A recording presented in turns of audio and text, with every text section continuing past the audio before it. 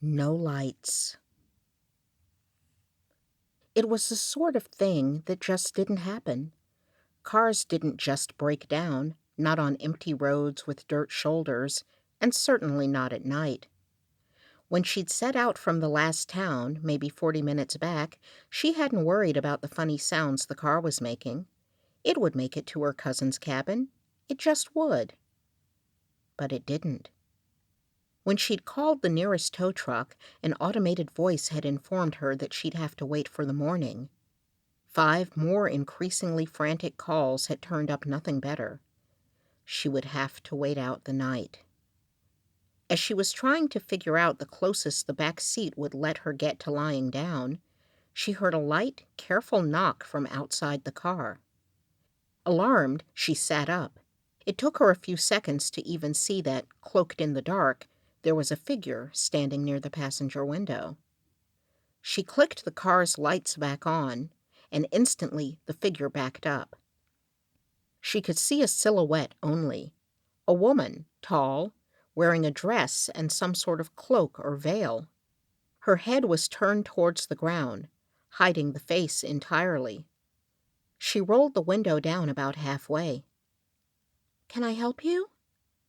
The voice, clearer and younger than she had expected, answered back. "Do you need a place to stay the night?" The woman unnerved her, just a little, but so did staying in the car the whole night. She weighed the two carefully before answering. "Thank you so much. I'll get my bag."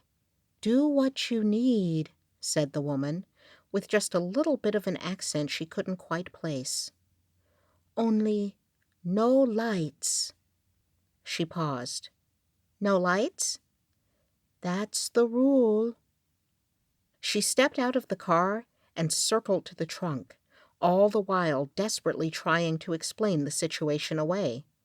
It could be a religious thing, or maybe it was just for the night. There was someone she wasn't supposed to wake up. Or she could have some kind of deformity that she was shy about. It was all perfectly normal. The woman waited for her, still facing just away from her in the car. When she got her suitcase, she followed the woman as she walked into the field, towards a distant house. There were no lights on in it. "Is it just you out here?" she asked casually.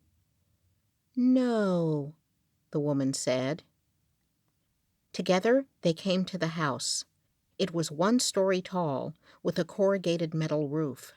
It hadn't been painted for at least a few years. The woman eased the door open. Inside, it was pitch black. "And you did what I said? No lights?"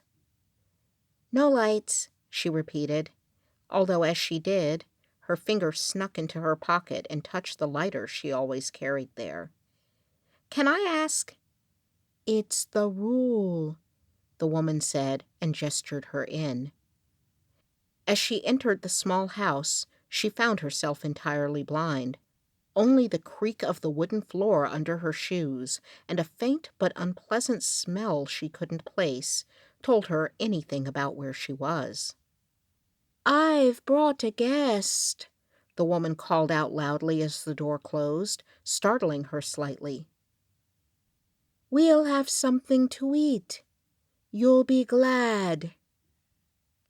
"Thank you, but it's not necessary," she said, tottering carefully forward. She heard other movements around her, but had no idea how many people there were or how large the room was. "I just need a place to lie down and—" As she spoke, she bumped into what she realized was a chair.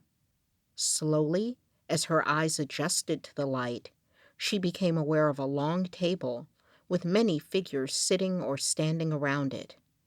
All of them wore the same cloak as the one who had found her.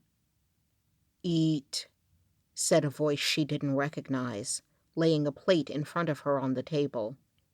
"You'll be glad you did." She eased her way into the chair and tried to make her eyes pierce the shadows. The other figures were all sitting down around her, but their faces were hidden. Most of them seemed to be staring straight down into their food. She fingered the lighter in her pocket. Just a glimpse, she thought, just enough to know what's going on. They couldn't be mad at her for that. There was no sound or movement as the figures chewed.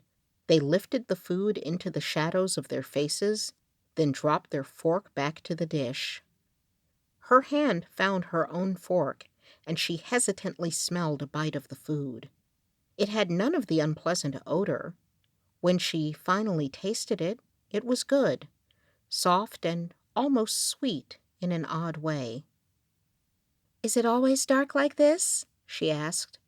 "All the time?" "That's the rule," said another of them, and then silence. Nothing but the sounds of forks and plates. The unpleasant smell seemed to grow worse every second. It made her almost lightheaded. She fingered the lighter. It made her feel powerful. She could end all of this any time she wanted to. "So, are you a family? A church? She drifted off. No answer. Her thumb slowly spun the lighter cylinder. "How long have you been here?" "Eat," said another voice. "You'll be glad." That was when she pulled the lighter out and turned it on. For one moment, before it blew back out, she saw everything. She saw the walls, old and covered in brown stains. She saw what they had been eating. She saw the faces, not just rotten and decayed, but warped, twisted into a new, monstrous shape, one with a wide mouth and sharp teeth. After a few moments of light, the lighter went out. The darkness was complete again, and so was the silence.